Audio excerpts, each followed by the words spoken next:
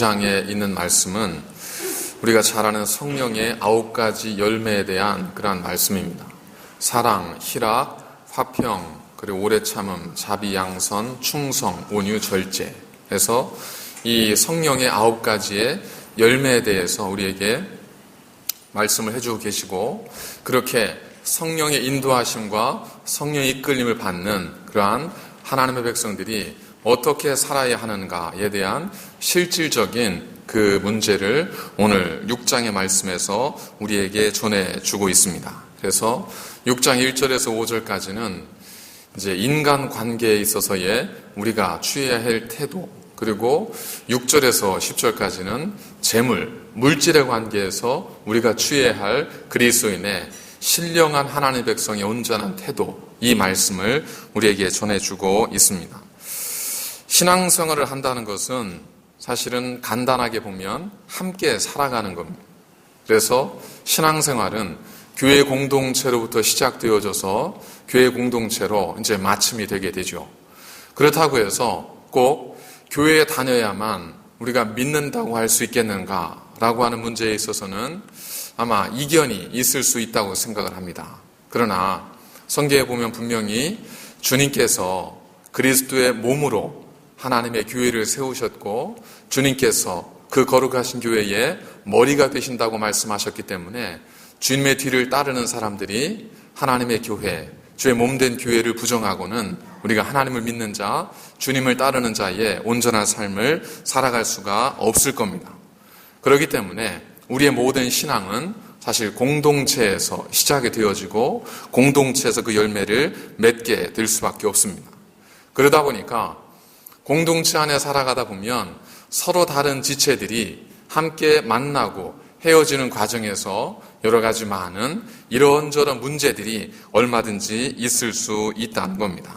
그 문제들이 때로는 우리의 신앙에 어떤 도전을 주는 그런 문제가 있기도 하지만, 때로는 우리의 신앙에 회의를 갖게 하고 우리의 믿음에 연약함을 주는 그러한 어떤 부정적인 그러한 요인으로 우리에게 작용을 할 때도 있습니다. 오늘 본문은 우리가 그리스도인으로서 성령의 이끌림을 받는 사람으로서 어떠한 삶을 살아야 하는가에 대해서 두 개의 가정문으로 우리에게 그리스도인의 삶의 태도를 말씀해주고 있습니다. 두 개의 가정문을 우리에게 주고 있다는 것은 수많은 일들이 있겠지만 근본적으로 대부분의 일들이 이 두 가지로부터 시작이 되어지기 때문에 이 두 가지에 대한 분명한 신앙적 태도를 갖게 되면 나머지도 다 문제없이 해결될 수 있다고 하는 그러한 의미를 저희들에게 전해주고 있습니다. 첫 번째 가정은 뭐냐면 1절에 있는 말씀처럼 사람이 만일 무슨 범죄한 일이 드러나거든 이라는 겁니다. 두 번째 가정은 3절에 있죠. 만일 누가 아무것도 되지 못하고 된 줄로 생각하거든 이라고 하는 두 가지의 가정입니다. 첫 번째 가정, 만일 형제가 범죄한 일이 드러나거든, 이거는 형제와 나 사이에 어떤 인간 관계 속에서 되어지는 일들에 대한 그리스도인의 태도를 말씀하고 있는 것이고, 두 번째, 만일 누가 아무것도 되지 못하고 된 줄로 생각하거든, 이것은 보다 개인적인 한 사람 한 사람에게 주시는 하나님의 문제, 개인적 차원의 문제로 우리에게 가정을 통해서 말씀을 전해주고 있습니다. 이 두 가지를 통해서 우리가 어떻게 살아야 하는가, 우리가 2016년을 이제 점점 정리하고 새롭게 오는 2017년을 준비하면서 새로운 교회, 우리 교회 비전과도 같이 날마다 새로워지기 위해서 살아가는 교회, 하나님의 영광을 위해서라면 모든 것들을 새롭게 하는 그러한 교회, 이런 교회 되기 위해서 우리가 어떤 삶의 태도, 신앙의 모습을 가져야 할까? 오늘 말씀 우리에게 이 두 가지 사실을 전해주게 됩니다. 첫 번째로 우리가 살펴볼 것은 사람이 만일 무슨 범죄한 일이 드러나거든, 그럼 어떻게 해야 될까요? 누군가에게 범죄한 일이 드러난다면 가장 쉽고 간단한 방법은 법대로 하면 되는 겁니다. 법대로 해버리면 끝이 나겠죠. 문제 없겠죠. 그렇다면 법대로 한다는 것은 뭘 의미할까요? 법대로 한다, 이 이야기가 의미하는 것이 뭐겠습니까? 그 의미를 생각하려면 법대로 하는 것이 옳으니까, 그러면 왜 법대로 하는 것이 옳을까? 왜 법은 만들어졌고 법대로 한다는 것의 의미는 법의 처벌을 따라간다는 것일 텐데 법의 처벌의 목적은 무엇일까? 이 부분을 우리가 알아야 법대로 하는 것이 정말 옳은 것인지 그런 것인지 우리가 생각해 볼 수 있지 않겠습니까? 법적 처벌의 그 목적은 시대와 상황에 따라서 변해져 왔습니다. 예를 들어 쉽게 예전에 누군가 잘못을 했습니다. 그러면 관가에 끌려가서 예를 들면 남의 걸 도둑질했다. 그러면 너 도둑질했으니까 곤장 10대를 맞아라. 이럴 수 있잖아요. 자, 그러면 곤장 10대를 맞는 목적, 곤장 10대를 때리는 목적이 뭐겠어요? 그건 다분히 곤장 10대를 맞을 만한 짓을 했기 때문에 그에 합당한 벌을 받으라는 겁니다. 응보예요, 응보. 인과 응보의 원리에 의해서 잘못을 했으니까 그 잘못에 상응하는 벌을 받으라는 거예요. 자, 그런데 곤장 10대를 맞다가 이 사람이 다른 사람의 물건을 훔쳐서 곤장 10대를 맞게 되었어요. 그런데 곤장 10대를 맞다가 사람이 죽게 되면 어떻게 될까요? 이건 다른 문제가 되는 거죠. 그러나 예전의 법은 곤장 10대를 맞고 사람이 죽는지 마는지는 관계가 없었습니다. 그건 그냥 그 사람 몫이에요. 법대로 10대를 때리면 끝이에요. 그 다음에 이 사람이 그것 때문에 죽게 됐는지 살게 됐는지 어떻게 되었는지는 관심 바뀝니다. 그냥 인과응보의 원리에 따라서 그만큼 맞을 짓을 했으니까 때리는 거예요. 그런데 문제가 생기는 겁니다. 그렇게 하다 보니까 이게 범죄가 좀 줄어들고 또 뭐 새로운 삶이 돼야 되는데 그게 아니라 여러분 학교에서 숙제에 갈 때 안에 가면 이제 뭐 선생님한테 종아리를 맞는다. 그러면 맞는 게 두렵기도 하지만 때로는 어떤 마음이 드냐면 맞고 말자. 이런 마음이 들기도 하잖아요. 그죠? 그러니까 그것 자체가 목적이 돼버리니까 나중에는 그것만 견디면 되는 겁니다. 사람이 바뀌질 않습니다. 그래서 점점 처벌의 목적이, 처벌의 어떤 방향이 그냥 응보의 차원에서 교화의 차원으로 이렇게 바뀌어지기를 시작하는 겁니다. 그래서 요즘에는 이제 법적 처벌 가운데에서도 어떤 것이냐면 사회봉사명령 이런 것이 있잖아요. 예전에는 뭐 필요한 만큼 벌금을 내고 혹은 감옥에 갇히고 이런 걸로 다 법적 처벌이 끝이 났는데 요즘에는 방법을 좀 달리해서 사회봉사명령을 내려서 어떤 사회기관에 가서 100시간 봉사 혹은 20시간 봉사 이런 어떤 처벌을 내는 이유는 그 처벌의 목적 자체가 단순한 인과응보에 있는 것이 아니라 그 사람을 변화시키기 위한 교화의 목적으로 점점 바뀌어져 가고 있기 때문이라는 겁니다. 성경에서도 우리에게 처벌을 말씀하실 때는 이와 같이 그냥 잘못했으니까 잘못한 것에 대한 대가 이런 측면으로 우리에게 말씀하시지 않습니다. 성경은 형제에게 만일 범죄한 것이 드러나거든 여기서 범죄는 어떤 것이냐면 그 고의적이고 의도적으로 지은 죄라기보다는 이 사도 바울은 헬라어를 사용하면서 그런 고의성과 의도성을 가지고 있는 단어를 배제하고 그러지 않은 그냥 어떤 유혹이나 인간적 연약함에 의해서 저지르게 된 실수나 허물을 뜻하는 단어를 사용을 했습니다. 그래서 많은 형제들 삶 속에 어떤 유혹에 의해서 혹은 연약함에 의해서 그가 범죄하게 되었을 때 그러니까 그에게 악의성이나 고의성이 없는 겁니다. 그런 범죄함이 드러나게 되었을 때 성경은 우리에게 두 가지를 말씀을 하고 있습니다. 첫 번째는 뭐냐면 온유한 심령으로 그러한 자를 바로 잡으라 이겁니다. 온유한 심령이라고 하는 것은 온유하다는 뜻은 몇 번 말씀드린 것처럼 이 맹수, 사자가 조련사에게 훈련을 받게 되죠. 그래서 어느 날 많은 사람들 앞에 사자를 앉혀놓고 입 벌려 그러면 사자가 입을 벌려요.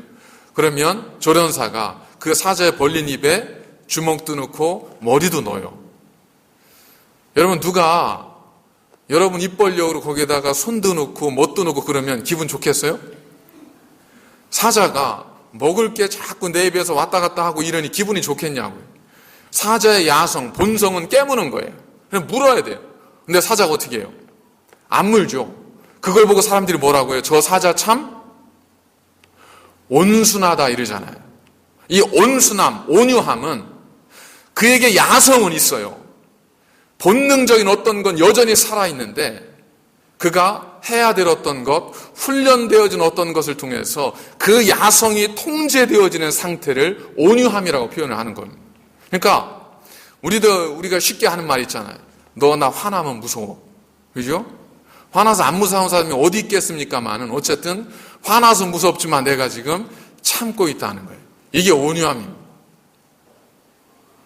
형제들 가운데 누가 만일 범죄한 것이 드러나면 이러한 온유함을 가지고 다가가라는 거예요. 가서 뭐 하라는 거예요? 온유함을 가지고 확 물으라는 것이 아니라 바로 잡으라. 바로 잡으라고 하는 말씀은 쉽게 예를 들면 척추 교정 이 단어입니다.